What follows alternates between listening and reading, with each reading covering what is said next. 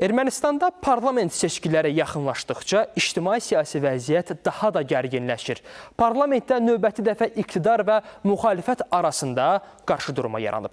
Büdcə müzakirələri zamanı müxalif Hayastan blokunun sədr müavini, sabiq prezident Robert Köçəryanın oğlu Levon Köçəryan, baş nazir Nikol Paşinyanı ölkəni fəlakətə sürükləməkdə və kilsəyə qarşı təzyiqlər göstərməkdə ittiham edib. Paşinyan isə cavabında bildirib ki, Ermənistanı 30 ilə yaxın talan etmiş Robert Köçəryan və Serj Sarkisyanın yaratdığı problemləri aradan qaldırmağa çalışır.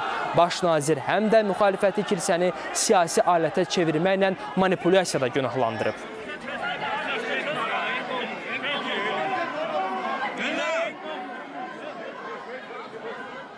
Ընդհանուր առմամբ 7 անշարժ գույքի շուկական արժեք